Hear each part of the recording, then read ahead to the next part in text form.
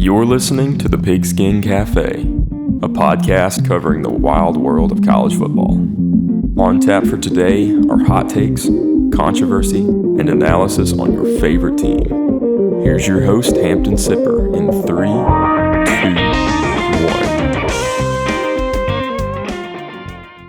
1. Welcome back in to the Pigskin Cafe. My name is Hampton Sipper, and I got Mr. Graham Haney joining me tonight. Chase joined us for our Tuesday recap show, but he's not able to join us tonight. But if you haven't already, go ahead, after you watch this video, and after you leave a like and leave a comment, go watch our recap video, Week 10.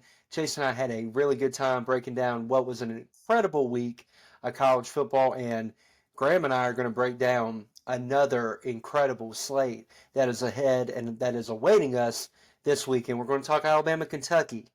We're going to talk Michigan, Penn State in Happy Valley, Utah versus Washington, USC versus Oregon, a couple of Pac-12 battles that had big ramifications on the conference, but also college football playoff picture, Tennessee versus Mizzou, and Ole Miss versus Georgia, where game day is going to be this weekend. So we have a lot to talk about, and before we get into any of that, always want to remind you guys, subscribe to the channel if you haven't already. Leave us a like, leave us a comment, hit that notification bell, and follow us on social media. We appreciate all the support throughout the year, all the kind words, and just kind of going on this wonderful journey that is the 2023 season with you guys. So without any further ado, Graham, I'm going to kick it to you real quick before we kind of go into the games. Since you were not on the Monday or the Tuesday show, what did you make of this crazy Week 10 that we had in college football? Just real briefly, maybe a minute or two, what were some of your key takeaways that you had? Yeah, I think at least for our agreements on some upset picks, we had like 1.5 right. Yeah. We had Oklahoma State over Oklahoma. Had to go with the gut on that one, and Now the appendix on that one, not the gut, the appendix. I thought the appendix was on the USC Washington game. Oh yeah, you're right. My bad. I had good reason to think that Oklahoma State would win and beat Oklahoma in the Battle of Bedlam for the near future. I think that we nailed that one just in the sense of Oklahoma at the end of the day felt like they had more to play for than Oklahoma State had more to play for than Oklahoma. So that was a great end to their rivalry. I also think that we were at least half right on USC Washington in the sense of if Alex Grinch got fired last week before the game, I feel like we were completely right. However, since he was only fired this week after the game had been played against Washington, there's just no words. I also saw a stat which I thought was so very interesting, and I'm probably going to butcher it, but I really thought that it was worth sharing. That there's been a lot of interesting debate and commentary on the Iowa offense with Brian Ferentz as the offensive coordinator, and their just inability to score the football.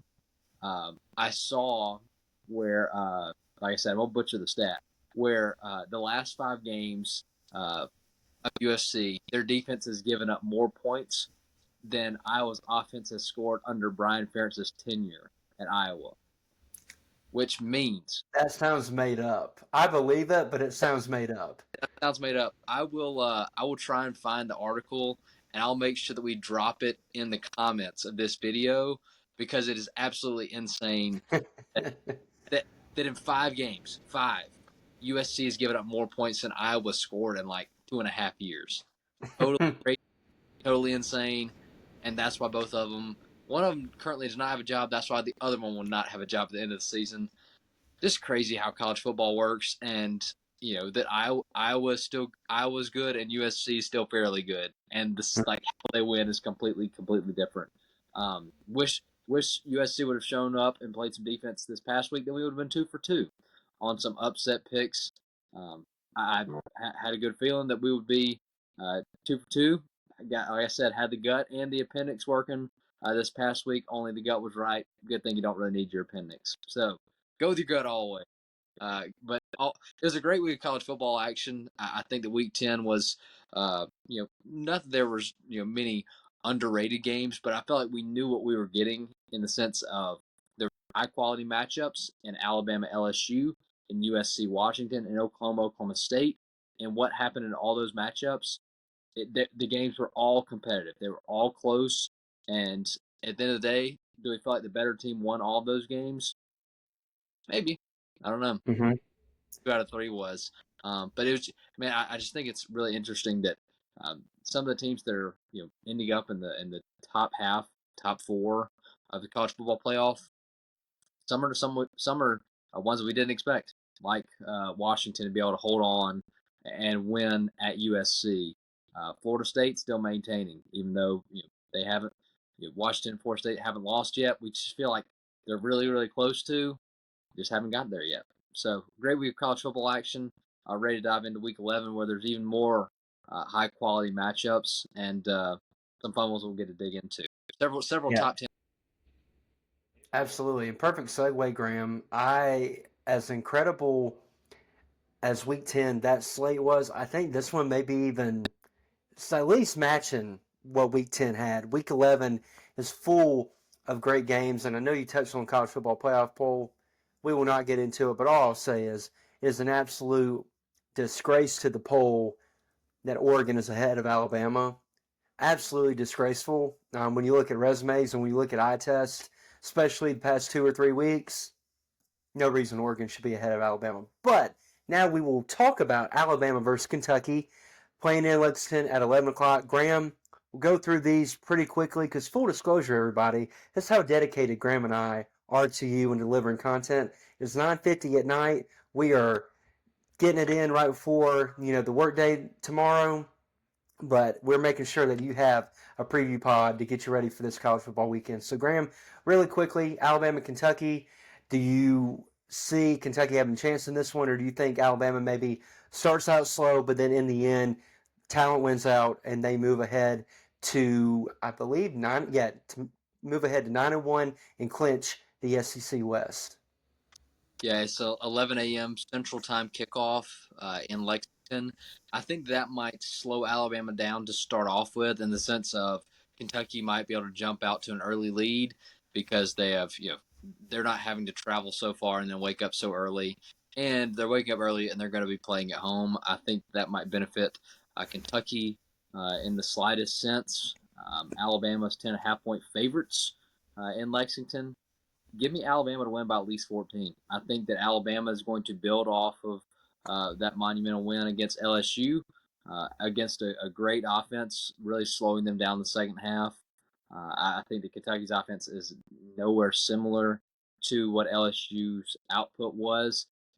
Kentucky's defense will be better, but Alabama has shown their ability to build chemistry on offense, to still have explosive plays, and I really just liked that. I mean, Jalen Milroe was not afraid to run the ball against LSU, which there were times this year where he would roll out of the pocket, and instead of taking the sack, instead of throwing the ball away, he'd run the ball. He'd run the ball for a 2 yard loss, 3 yard loss, or back to the line of scrimmage. It was great to see that he was moving forward, get some momentum, and have lots of scoring plays. And I think for Alabama, that really just adds another dynamic element to their offense, in the sense of the quarterback run is another player you have to defend. That means you have to spy him, or you have to Mm-hmm. use zone coverage to contain him. And what happens when you run some zone coverage and everybody's eyes are on the quarterback? That opens up downfield shots where people can get behind. And we've seen that all year. I expect Alabama to do the same thing. I like the chemistry that he's building with his wide receiver core. I expect Alabama to build off their win against LSU.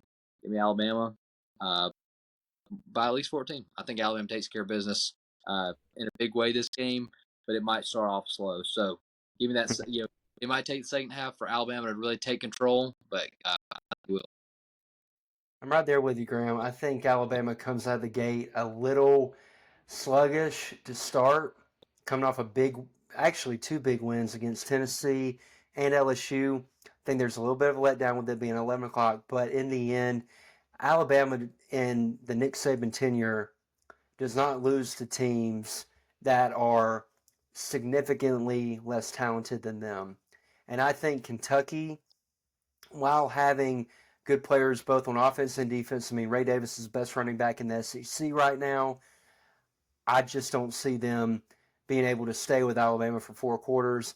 I think Kentucky, in a lot of ways, is Georgia light. I mean, they're the great value version of Georgia in that they run a similar type of offense with, they've got good weapons with Dane Key, Barry Brown, and then I already mentioned Ray Davis.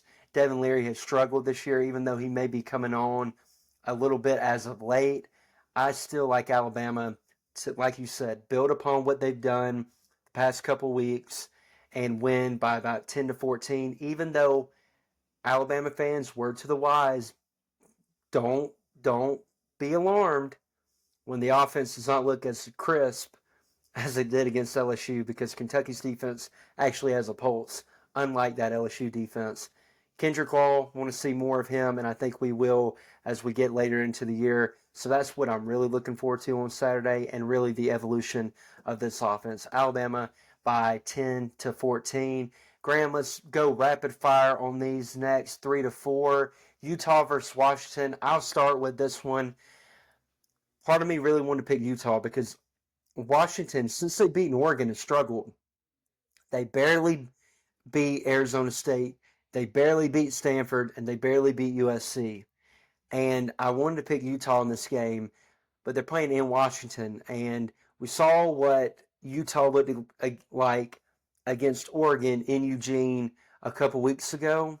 I think Washington kind of gets their footing a little bit back under them. I think they win this game, and it may not even be close. I just think they've got more dudes, and if it gets in a shootout, Utah cannot keep up. So give me Washington. Who you got really quickly? I've got Washington winning this one because, hint to next week's show, I think next week's the week they're going to get upset. There's several reasons for that, but I think Washington's going to take care of business at home. Utah is very physical on both lines of scrimmage, but Washington's offense I think is just a little bit too much to handle. So give me Washington at home. That is what we like to call a tease, ladies and gentlemen. Very nice, Graham. Who do they play next week? They play at Oregon State. Ooh! State. Okay. All right. So to continue the teaser, Continue it, yeah. last year Oregon State came in undefeated playing Washington. Okay, Oregon State was ranked. Washington was not. Washington pulled the upset, and Washington beat an undefeated Oregon State team. I think it's time to return the favor. So that's I why like it. that's why I think next week I think my gut's gonna be telling me to go against Washington. They're not. My gut's telling me to pick Washington this week. So sticking with Washington. Agreed. And with Oregon State, they're the physical type of team that can maybe throw Washington a little bit out of their comfort zone. Yeah. I like that. We'll dive more into it next week, but love it. Love the little sizzle that you gave our audience there. Next, we'll go USC Oregon. Graham, real quick, do you think USC gets back in the saddle, or do you think Oregon kind of takes care of business like they've been doing ever since they lost to Washington? I think Oregon wins in a close one. I think that now Okay. I think now USC knows that they're down and out, but there's still going to be a little bit of fight in them. I think that USC's offense has enough explosiveness to keep it close. Oregon's favored by 16.5. I don't think there's any way they cover that. I think it's going to be a close game, a close high Agreed. scoring, similar to this past week with USC and Washington. But yeah, give me Oregon at home. I've got Oregon as well. I would like, for my own personal biases, that USC wins this game. It would help Alabama in the playoff run, obviously, but I think Oregon's too much, both on offense and defense, and I think we get another shot of Caleb Williams crying to his mom. So give me Oregon and the Ducks in this one. It's at home in Eugene. I think that plays a factor as well. Yeah, but there's definitely a chance that USC could win this one. This is Yeah, absolutely.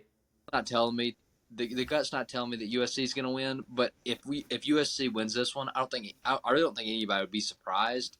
USC unranked right now, but you look at their losses. I mean, they've handled some tough opponents and had some tough losses. So they're unranked, but that does not mean that they're unskilled. So Oregon, I think Oregon's going to win, but like I said, I would not be surprised at all if USC could upset. No, I'm right there with you. I mean, we picked them to beat Washington last week. That was looking good for a while, and I think with the dismissal of Alex Grinch, your defense isn't going to get night and day better overnight. But I think there may be a renewed intensity, a renewed passion that they play with, because I think based off a couple clips with body language, I think they kind of tuned Alex Grinch out. So maybe a new voice in that defensive meeting room can kind of give them a little bit of the nudge they need. And we know that their offense will be able to compete and keep up with Oregon. So I'm with you. I would not be shocked if this was an upset, but we're going to both go with Oregon. Tennessee traveling to Mizzou, who, Graham, you and I both, I gave us credit on the recap pod. Man, were we right on the Mizzou-Georgia game. We had Georgia winning, but we knew it would be close because Mizzou is a good football team. Do you think they rebound, or do you think, Tennessee's kind of getting their stuff together too, man. Do you think they kind of come in there and upstage Mizzou, or do you think Mizzou kind of holds serve at home? Man, this one's actually really, really tough. It I think is, yeah. I feel like this one's just so tough. I think my gut's telling me to go Tennessee. I, Oh, man. I'm very hesitant to pick Tennessee because they're playing in Missouri, but I think that Tennessee just has that X factor on offense in the sense of they can beat you running the ball. If Joe Milton's on, they can beat you throwing the ball. Um, Tennessee's favored by 1, but that's pretty much a pick 'em.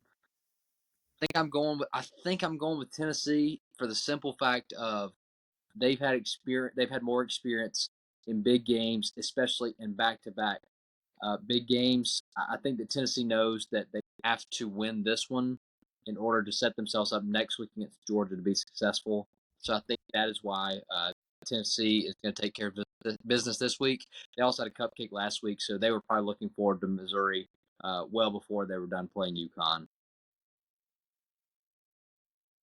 This one's tough.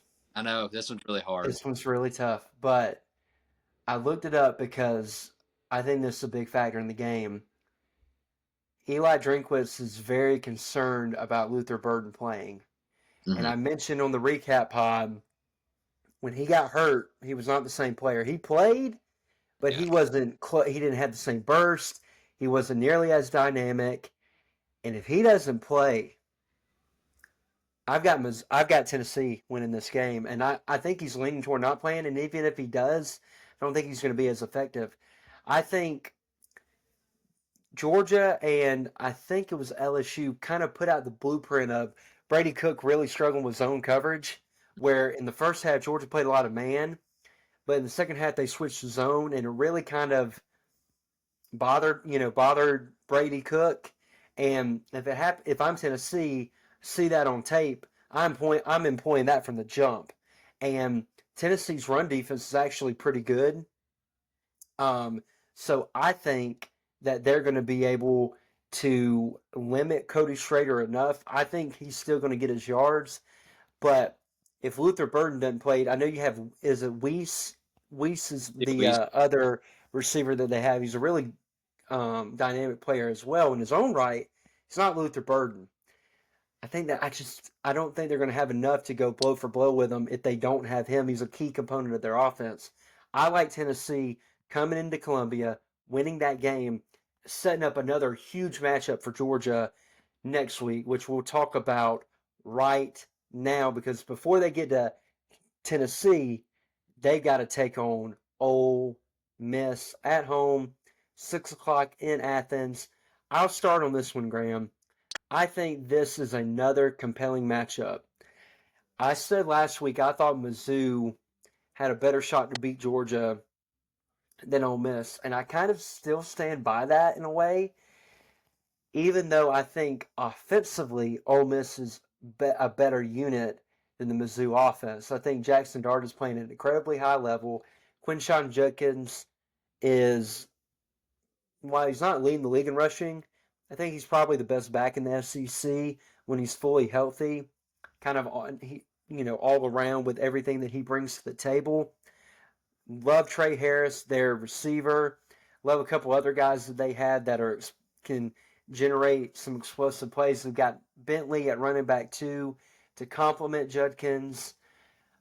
But my concern is their defense. Their defense is just not very impressive. I mean, in that second half, an A&M offense that has been kind of up and down all year really got into a groove, and Ole Miss couldn't stop them.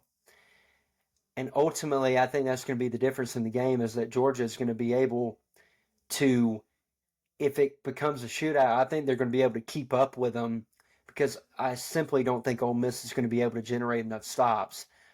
Again, I think this is a close game. I don't see Georgia running away with it, but I see Georgia winning at home. Now, next week, maybe, depending on what happens in Columbia, a little bit of a different story. But for this week, I got Georgia surviving, advancing, setting up the battle of the SEC East in Knoxville next weekend. So even though I think if Georgia wins this weekend, they clinch to go to Atlanta, but it would still be pretty significant loss if they lost to Knoxville the following week. But Graham, real quick, who you got in this one? Do you think Lane Kiffin gets his second big win of the year after he beat LSU in week 4? Or do you think that Georgia's just too much for him, especially their offense versus that kind of mediocre Ole Miss defense? Yeah, I completely agree with you, Hampton. I think this one's going to be really close. I think if this one was in Oxford, I think Ole Miss probably stands a really good chance of winning. Mm-hmm. This is so explosive. I think that it being in Athens, this being the last sort of home game that matters for Georgia, I think that's going to have them on edge, knowing that Ole Miss is good enough to beat them. I think this is not going to be what people expect, though, in the sense of when Georgia plays, the game will be low scoring. I expect this to be a fairly high scoring game. I expect both teams to get into the 30s, um, Oh, because wow. Ole Miss's defense is not very good. Georgia's defense not what it has been. I think that when you look at both teams, their best side of the football is offense, which should make for a very exciting game. But I think Georgia is just going to hang on just enough to win this one. I think the line was 10.5 maybe. Let me Wow. Okay. confirm that 10.5. Georgia by 10.5. I think Georgia probably wins by 7. I think it's a one-score game, and I think Georgia. I think Georgia makes one big play on defense that secures the game, whether that be an interception or a pick Mm-hmm. six, big sack at the right moment. I think that Georgia's defense comes up clutch, and Georgia takes care of business. Give me Georgia by 7. Yeah, I hadn't really thought about it, but it being a high scoring game, it makes sense because if Mizzou showed you anything in that game, obviously they showed you they belonged on that field, and they kind of went blow for Georgia until the 2 turnovers at the end. But they had success getting to the perimeter and using their speed, running that stretch zone with Cody Schrader and, Brady Cook in the running game as well. We know Jackson Dart is really effective at that, and we know the type of player Quinshon Judkins is.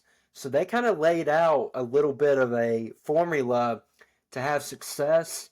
Yep. And I mean, I don't know about you, Graham, but I'm taking Lane Kiffin as a Yep. schemer and a play caller over Eli Drinkwitz and his staff at Mizzou. So it's going to be a very compelling matchup. Cannot wait to watch it on Saturday night. And the final game that we're going to predict is actually one of the first games of the day. Big noon kickoff, which I absolutely loathe, but because this should be a night game as well. Michigan versus Penn State. Graham, last time Penn State played in a marquee game, they let us down big time. Big time. But Michigan has played a schedule that sugar water, or as soft as sugar water, and this is the first test they've had all year. It's at home for Penn State. What do you think about this one? I think it's a really compelling matchup. On the hoof, looks like it's a Michigan win by, a couple scores. I think when you dig a little deeper, there's a little more to it. Yeah, I can agree with you that Michigan's schedule has been weak as sugar water. I mean, it has been very abysmal. There were times this past week at Rutgers that Michigan was, no, that was Ohio State. Excuse my brain, laying an egg on that one. There have been times They this year played Purdue. They played Purdue this weekend? they played Purdue this weekend. Michigan has really taken care of business in every game that they played so far. No ranked matchups at all. Their toughest road game was probably at Minnesota, and they won by 42 points. So Woo. yeah, Michigan has not been tested in a way that I feel comfortable assessing, and uh, because of that, and because of the college football playoff committee's love for Michigan, despite the hatred and the hatred that they're receiving from college football fans right now, Deservedly so. deservedly so, deservedly Mm-hmm. so. Different topic for a different day, but because of those two things, time for a shake up in the top four. I think Penn State's going to take care of business at home. Again, this is one of those. This is my appendix talking, and this is more of a I want Penn State to win than I think Penn State will win. But I think that Penn State has let us down. Yes, tremendously so. But I think that Penn State knows they have to make a play in order to uh, give themselves a chance in the Big Ten championship game in order to win that division.